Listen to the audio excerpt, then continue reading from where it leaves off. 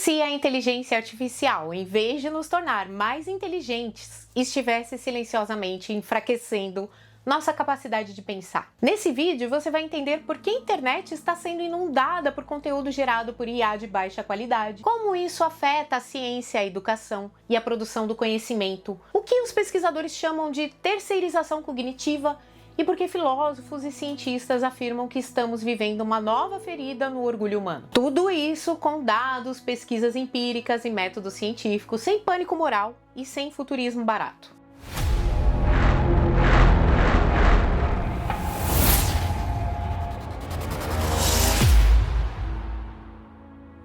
Durante muito tempo, a internet foi celebrada como a grande promessa da humanidade. Um espaço de acesso ao conhecimento, democratização da informação e ampliação da inteligência coletiva. Só que essa promessa entrou em crise. Hoje, cerca de metade do tráfego da internet é gerado por robôs, e a maior parte desse tráfego não existe para te informar, educar ou aprofundar debate. Ele existe para capturar sua atenção. Com a popularização da inteligência artificial generativa, esse cenário se agravou rapidamente. Nunca foi tão fácil produzir textos longos com aparência científica, vídeos bem editados com roteiros genéricos, livros reciclados em massa, artigos sem autoria real, respostas convincentes, mas rasas. Esse fenômeno ganhou um nome: a SLOP, que nada mais é do que conteúdo artificial de baixa qualidade produzido em escala industrial na internet. O problema não é apenas estético, ele é epistemológico também. O iSlop não se caracteriza por erros grotescos. Pelo contrário, ele funciona porque é gramaticalmente correto, usa vocabulário técnico, apresenta estrutura lógica, cita conceitos reais e soa confiável. Isso cria um paradoxo muito perigoso. Quanto mais convincente o texto, menos o leitor sente necessidade de questioná-lo. A IA não precisa mentir de forma explícita.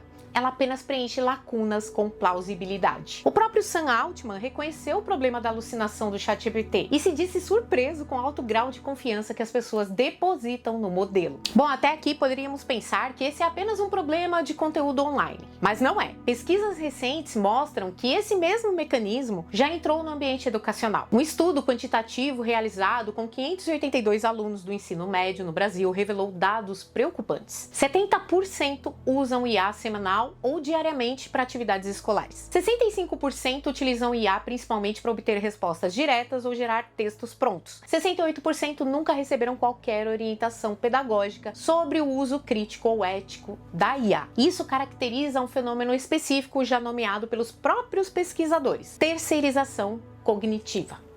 A terceirização cognitiva não significa usar ferramentas. Humanos sempre usaram ferramentas. Ela ocorre quando tarefas centrais do pensamento, como analisar, resolver, memorizar e sintetizar, deixam de ser exercidas internamente e passam a ser delegadas sistematicamente a sistemas externos. No estudo, 58% dos estudantes afirmaram sentir maior dificuldade para resolver problemas de forma autônoma desde que passaram a usar IA com frequência. 62% relataram queda na capacidade de memorização, e isso não é opinião. Isso é dado empírico da vida real. Se você percebe que essa discussão vai muito além da tecnologia boa ou ruim, já se inscreve aqui no Matematizei. Aqui, a ideia é entender como o conhecimento é construído e como ele pode se perder. Tá, mas por que delegar o pensamento nos afeta tão profundamente? Porque a inteligência artificial mexe não só com a educação, mas com a nossa identidade como espécie. Para responder isso, precisamos sair da estatística e entrar na filosofia, na psicanálise e na teoria da linguagem. Vamos entender por que pesquisadores afirmam que a inteligência artificial representa a quarta ferida narcísica do ser humano. Bom, já vimos até aqui que estudantes estão terceirizando o pensamento, estamos percebendo a perda de autonomia cognitiva, a ausência quase total da orientação crítica e uma dependência crescente de respostas prontas. E agora vem uma das perguntas mais profundas que a gente pode fazer: por que a inteligência artificial gera fascínio, medo e resistência ao mesmo tempo? Para responder isso, precisamos entender algo fundamental sobre a história do conhecimento humano. No início do século XX, o psicanalista Sigmund Freud propôs que a ciência não avança apenas acumulando fatos, ela avança ferindo o orgulho humano. Freud chamou esses golpes de feridas narcísicas, abalos sucessivos na imagem grandiosa que a humanidade construiu sobre si mesma. Segundo ele, não resistimos à ciência porque ela é complexa, mas porque ela desloca o ser humano do centro.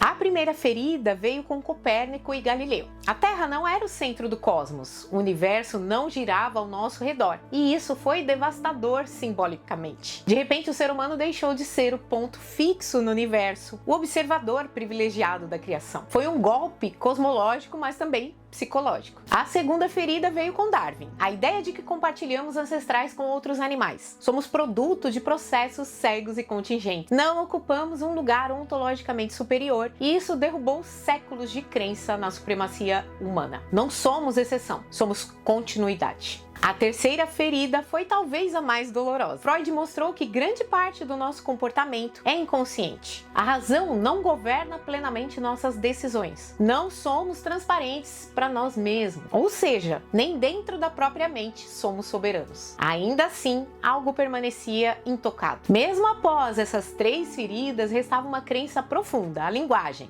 O pensamento simbólico e a produção de sentido eram exclusivamente humanas. Máquinas podiam calcular, máquinas podiam repetir, máquinas podiam automatizar. Mas pensar, dialogar, explicar, argumentar, isso ainda parecia inviolável. Até agora. Pesquisadoras como Lúcia Santaella e Dora Kaufman propõem que a inteligência artificial generativa inaugura um novo tipo de golpe simbólico. A quarta ferida narcísica do ser humano. Porque pela primeira vez, uma tecnologia escreve textos coerentes, responde perguntas complexas, sustenta diálogos longos, imita argumentação racional. Ela não substitui músculos, ela imita o pensamento crítico. E aqui surge um erro comum, tanto entre entusiastas quanto entre os críticos. A IA não entende o que diz, ela não tem consciência. Ela não possui intenção. Modelos como o ChatGPT operam por correlação estatística, previsão de tokens, continuação provável de texto, não por compreensão semântica real. Só que isso não elimina o impacto psicológico. Os seres humanos não avaliam a inteligência pelo acesso ao código interno de um sistema. Nós avaliamos a inteligência por fluidez verbal, coerência discursiva, capacidade de resposta contextual. Ou seja, se algo fala como humano, argumenta como humano e responde como humano, nosso cérebro atribui inteligência, mesmo sabendo racionalmente que não há compreensão ali. Essa dissonância é o coração da quarta ferida. Agora conecte isso aos dados da educação. Quando estudantes usam IA para gerar respostas prontas, deixam de enfrentar o erro, não percorrem o caminho do raciocínio. Isso não é apenas eficiência, é um deslocamento simbólico. O lugar do pensamento começa a sair do sujeito e ir para a máquina. Isso toca diretamente naquilo que acreditávamos ser exclusivamente nosso. O que acontece quando essa mesma lógica começa a moldar a ciência, os artigos acadêmicos e a produção do saber? Quando máquinas que não entendem passam a mediar o que consideramos verdadeiro. Agora a gente tem que entrar no risco mais sério desse processo, o colapso epistemológico. Ele acontece quando o conhecimento começa a se autoalimentar sem lastro humano. O problema não está na máquina em si, mas na forma como passamos a nos relacionar com ela. E agora, vamos fazer uma outra pergunta. O que acontece quando esse mesmo mecanismo passa a operar dentro da própria ciência? Bom, a ciência não se sustenta porque cientistas sabem mais. Ela se sustenta porque opera com regras muito específicas. Rastreabilidade de fontes, possibilidade de refutação, crítica entre pares humanos, transparência metodológica e responsabilidade autoral. Esses elementos existem justamente porque a ciência sabe que erra. O erro não é um defeito do sistema científico, ele é parte do processo. Com a entrada da IA generativa, algo muda qualitativamente. Hoje, sistemas de IA já são usados para gerar resumos acadêmicos, sugerir referências, reescrever artigos, produzir introduções e conclusões, auxiliar revisões preliminares. Nada disso é isoladamente problemático. O risco aparece quando o texto passa a aparecer mais sólido do que o conteúdo. A forma começa a mascarar lacunas conceituais e a fluidez substitui o rigor.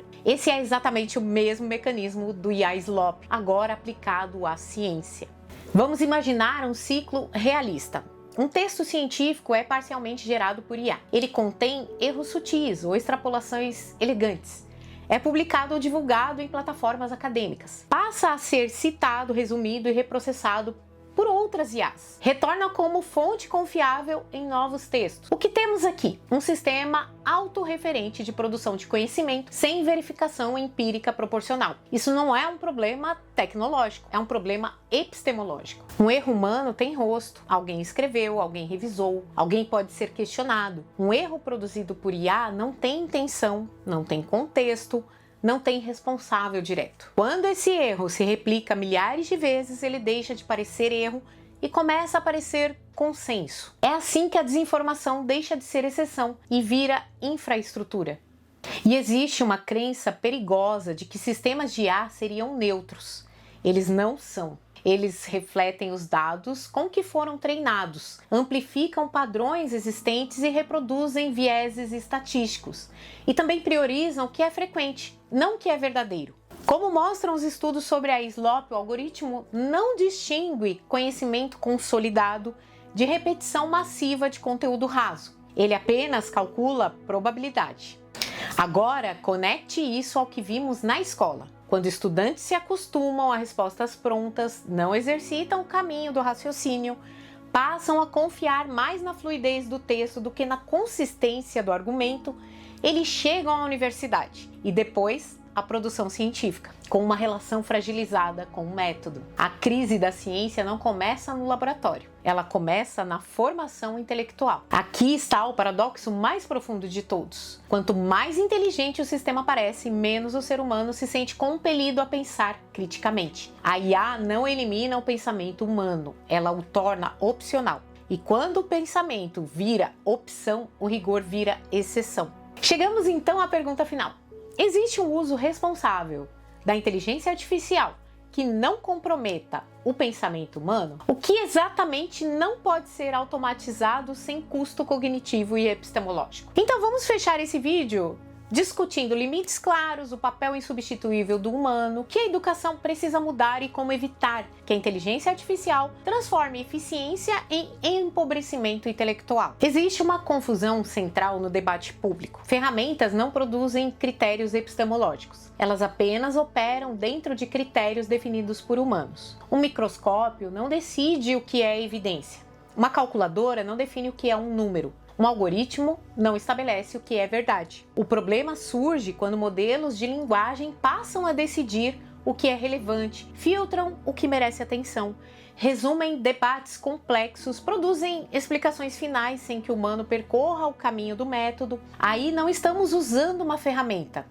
Estamos terceirizando o nosso julgamento. Com toda a sua sofisticação estatística, a IA generativa não é capaz de avaliar evidência empírica, ela não consegue distinguir dado robusto de correlação fraca, compreender causalidade.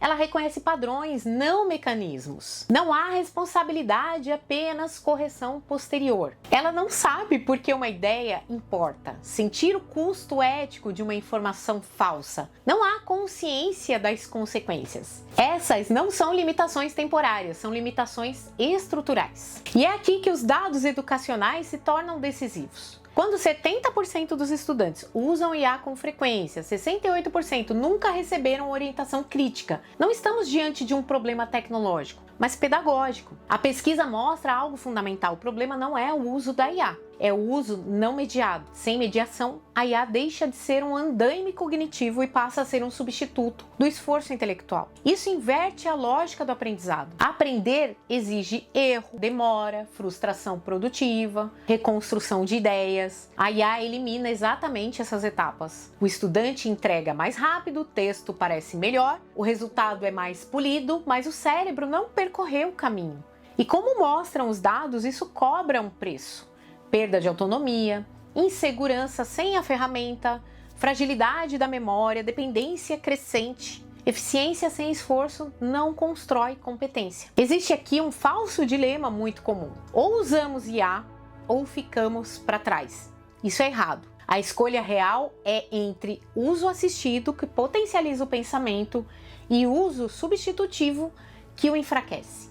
A IA pode ajudar a organizar ideias, ampliar seu repertório, acelerar tarefas mecânicas, mas não pode ocupar o lugar do pensar sem custo cognitivo e epistemológico. Bom, a história mostra que a imprensa não destruiu o pensamento crítico, o rádio não eliminou a leitura, a internet não acabou com a ciência. O que define o impacto de uma tecnologia não é sua potência, mas a cultura que se constrói ao redor dela. Se aceitarmos fluidez como sinônimo de verdade, velocidade como critério de qualidade, aparência como evidência, o problema não será a IA, será a renúncia humana ao método. Bom, a inteligência artificial não ameaça o pensamento humano. O que ameaça o pensamento humano é a tentação de não pensar quando alguém ou algo pensa por nós.